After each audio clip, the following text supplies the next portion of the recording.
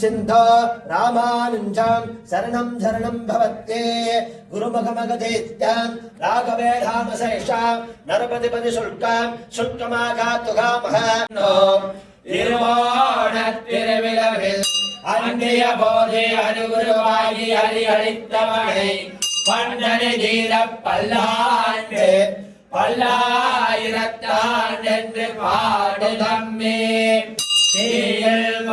சர்வம் துச்சதே சூயதே விமா நாராயணாய வித்மஹே வாசுதேவாய தீமஹி தன்னோ விஷ்ணு प्रचोदयाते ओम वज्रहाय विद्महे ज्येष्ठदंस्ताय धीमहि तन्नो अंगम्ना திருமேனி திருமுகம் சிகாமணி சங்கு சக்கரம் அபயவரதம் பாதகமலம் இவையெல்லாம் அந்த தேர்தல சுத்தம் செய்து திருத்துழாய் வைத்து சுத்தம் செய்து சாத்து முறை செய்யப்பட்டது. சாத்து முறை முடிஞ்சு சாத்துப்படி முடிஞ்சது. இப்போ அடுத்ததாக நம்ம இந்த பெருமாளுடைய அவதாரம் இதை இப்போ பழமை வாய்ந்த ஒரு திரு சன்னதி, நமக்கெல்லாம் மிகப்பெரிய ஒரு பாக்கியம். இந்த சன்னதியில சேவிக்கிறதுக்கு சிங்கப்பெருமாள் யோகமா, அதாவது ரொம்ப சாந்தமா இருந்து கொண்டு நின்ற கோலத்தில் இருந்து கொண்டு பெருமாள் சேவை சாய்க்கிறார். அதாவது சிங்கமுகம் இல்லாம அந்த இரணைவதம் முடிந்து மகாலட்சுமி வட்சஸ்தலத்திலே வாசந்திய நிலைப்பாட்டில் இருந்து கொண்டு இருக்கக்கூடிய நிலைப்பாட்டிலே இந்த திருமேனி இருக்கின்றது. இப்போ நம்ம மற்ற பக்கம் நரசிம்ம கோயில் போனோம்னா அந்த சிங்கமுகத்தோட தாயார் மடியில் அமர்ந்த கோலத்தில் இருக்கக்கூடியதை பார்ப்போம். ஆனா உற்சவ திருமேனி அங்க எப்படி இருக்கு அப்படின்னா, இந்த திருமேனி மறுத்த உற்சவ திருமேனி அங்க இருக்கு, அந்த சாந்தமா அந்த பவியமா இருக்கக்கூடிய திருமேனி. இப்ப அங்க எப்படி உற்சவ திருமேனி இருக்குமோ அந்த திருமேனி மூலவர் திருமேனியே இருக்குங்க. அது ரொம்ப சாந்தமா இருக்கக்கூடிய திருமேனி. அப்ப மகாலட்சுமி வாசம் செய்யக்கூடிய திருமேனி, எக்காரியத்தை அக்காரி ஜெயமண்ணக்கூடிய திருமேனி, அடியார் பெருமக்களை காத்து ரசிக்கக்கூடிய திருமேனி, யாருக்கு துன்பம் ஏற்பட்டுட்டா அடியார் பெருமக்கள் துன்பம் ஏற்பட்ட ஓடி வந்து காத்து ரசிக்கக்கூடிய மகா திருமணி. அந்த திருமேனி நமக்கு சேவிக்கிறதுக்கு இன்று நமக்கு மிகப்பெரிய ஒரு பாக்கியம்.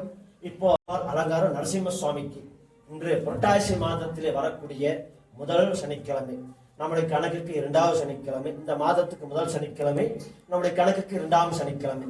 இந்த மாதத்தில் வரக்கூடிய முதல் சனிக்கிழமை என்று பெருமாளுக்கு திருமஞ்சனம் என்று வெள்ளிக்கிழமை காலை 10 மணி அளவிலே மகா திருமஞ்சனம் செய்யப்பட்டு, திருமஞ்சனம் செய்த பிறகு அவருக்கு சக உபஜனை செய்யப்பட்டு, திருமேனி முழுக்க வாசன திரையும் சாத்தப்பட்டு, அதற்கு மேலாக தான் உடுத்திக்கொண்ட பட்டு வசனை சாத்திக்கொண்டு, அதுக்கு மேலாக திரு ஆவரணம் சாத்திக்கொண்டு, அந்த பெருமாள் அதுக்கு மேலாக புஷ்பமாலை எல்லாம் சாத்திக்கொண்டு இருந்து சேவை சாய்க்கிறார். அடியார் பெருமக்களுக்கு அனுகிரகம் செய்வதற்காக இந்த நரசிம்ம பெருமாள் இருந்து கொண்டு மச்சாவதாரமாக இருந்து கொண்டு சேவை சாய்க்கிறார்.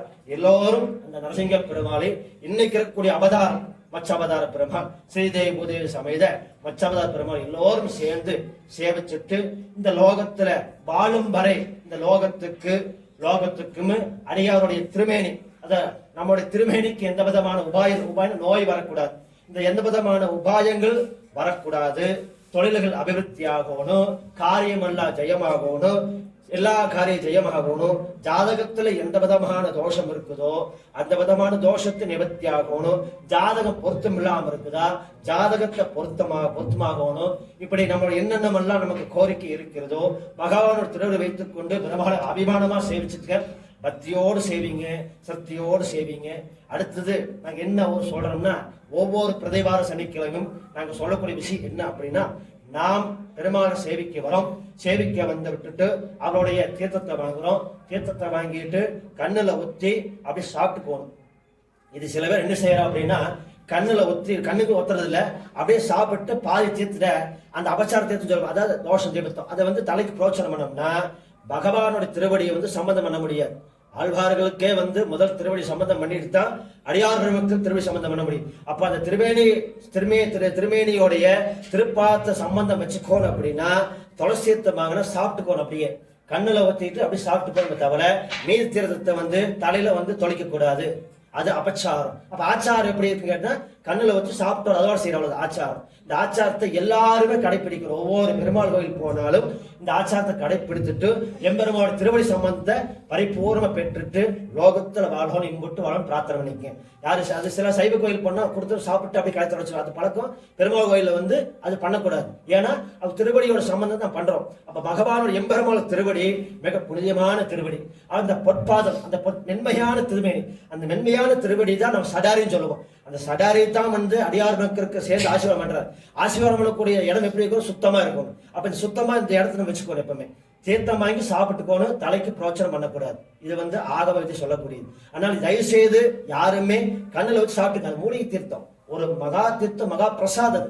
அந்த மகா பிரசாதத்தை தொலை கீழே மேல் சிந்தாம அப்படியே அழகா வாங்கி அப்படியே கண்ணில் வச்சு சாப்பிட்டுக்குங்க. கண்ணுக்கும் நமக்கு ஒரு பாக்கியம், அந்த நாவுக்கு ஒரு பாக்கியம், அந்த சிகாசைக்கு ஒரு பாக்கியம். அதனால இனிமேல் அந்த தவறு செய்யாம பார்த்துக்குங்க. அடுத்ததாக நம்ம என்ன செய்ய போறோம் அப்படின்னா, இந்த நம்ம உட்கொண்ட பிரசாதம் கொடுக்குறாங்க பத்தியா, அந்த தட்டை தயவு செய்து அது எந்த இடத்துல உரிய இடத்துல போடணுமோ அந்த இடத்துல போடணும். அன்போடு இது நம்மளுடைய கோயில், நம்ம தான் சுத்தமா வைத்துக் கொள்ள வேண்டும். ஏன்னா நம்ம வீடு எப்படி சுத்தமா வைத்திருக்கிறோமோ பஜன் மடங்கு இந்த சன்னிதிக்கு சுத்தமா வச்சிருக்கணும். நம்ம இந்த மத கோயில், நம்ம தான் இந்த கோயிலில் பாதுகாப்பு இருக்கணும், நம்ம தான் அந்த கோயிலை வந்து பார்த்து ரசிக்கணும், நம்ம தான் இந்த கோயில் சுத்தம். நம்ம சாப்பிட்ட தட்டுகள் டம்ளர்கள் அதுக்கு எங்க போடணுமோ அந்த இடத்துல போட்டு எம்பெருமானார்கள் பெருமாள் அன்போடு கேட்டுக்கொள்ளும். நம்ம ஒவ்வொரு வாரம் சொல்றோம். இந்த சொல்லுக்கு அடியனுடைய சொல்லுக்கு பெருமாளுடைய கட்டளைக்கு அடைபடைந்து அன்போடு கேட்டுக்கொள்கிறேன். இந்த தட்டுகளை மட்டும் தயவு செய்து சட்டோ டம்ளரோ ஏகமா போடாம, கோயில் வளாகத்தை ஏகமா போடாம, கோயில் வெளியவோ உள்ளவோ எங்க சாப்பிட்டாலும் அந்த தட்டை எங்க போடணுமோ அங்க போட்டுட்டு எம்பெருமாள் அருள் பெற்று செல்லுமாறு அன்போடு கேட்டுக்கிறோம். இப்ப முதல் கால பூஜையாகப்பட்டது ஆரம்பமாக உள்ளது. பூஜை ஆரம்பம். வந்துட்டேங்க, வந்துட்டேன், நான் வெளியவே போறேன். ரெண்டு லைன் வரப்போ போகுது.